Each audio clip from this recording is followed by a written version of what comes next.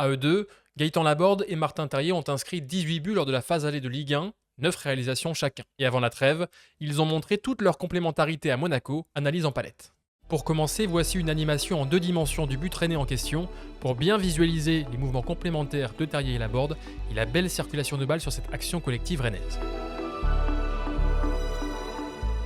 L'action se déroule à la 16e minute de ce match et on repère tout de suite le placement de Gaëtan Laborde et de Martin Terrier. Terrier milieu offensif gauche et Laborde avant-centre dans le 4-3-3 rennais lors de cette rencontre. Le ballon est dans les pieds d'Omari, le jeune défenseur central rennais, qui va avoir une très bonne attitude balle au pied puisqu'il va attaquer l'espace devant lui pour franchir la première ligne de pression monégasque.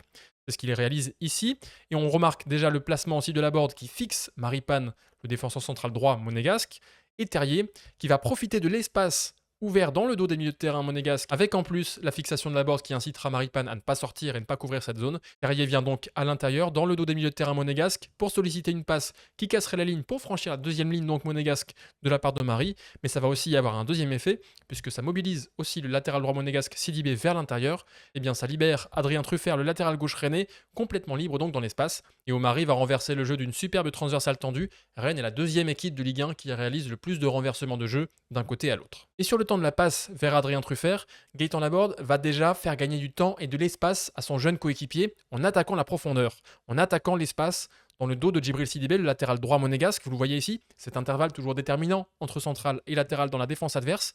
Et Laborde va mobiliser Sidibé, ce qui va donc permettre à Truffert de recevoir le ballon avec du temps et de l'espace. Regardez Sidibé sous cet autre angle qui est vraiment focalisé sur cet appel de Laborde à défendre dans son dos en priorité. On le voit prendre l'information derrière lui.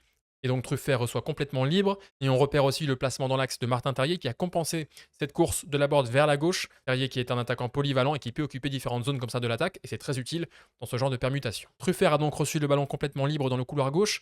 Mais Laborde ne va pas poursuivre sa course en profondeur face à Sidibé, où il n'a pas forcément l'avantage en termes de vitesse, en termes de puissance non plus. Il va prendre l'information vers l'axe et chercher aussi le regard de Martin Terrier pour déclencher une course complémentaire aussi, une course croisée.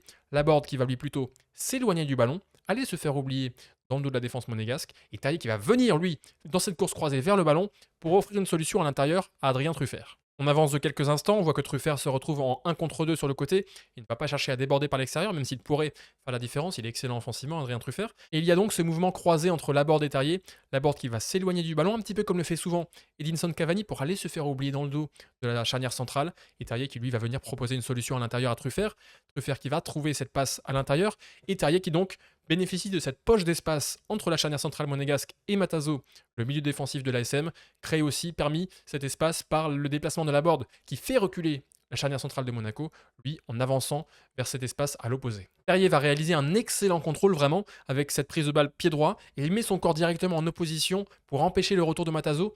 Matazo qui aurait peut-être dû faire faute, une faute tactique à cet instant pour empêcher et couper cette action rennaise, mais en tout cas excellente première touche de la part de Martin Terrier entre les lignes pour se mettre dans le sens du but et résister au retour de Matazo. On voit que Laborde lui est bien placé dans cet intervalle dans la défense monégasque, il sort en plus du champ de vision d'Axel Disasi, son adversaire direct qui est focalisé sur Martin Terrier entre les lignes, et en plus Disasi va avoir un mouvement pour tenter de fermer la porte à Terrier aux côtés de Maripane, alors qu'il y avait déjà Maripane justement en prévention, et qui va ouvrir encore plus l'intervalle et l'espace pour transmettre ce ballon à Gaëtan Laborde. Terrier qui va donc solliciter un 1-2 en profitant de cet espace, attaquer la profondeur dans le dos de la charnière centrale monégasque. Au moment où Laborde reçoit ce ballon, on peut se demander pourquoi l'attaquant rennais n'enchaîne pas directement lui-même vers le but.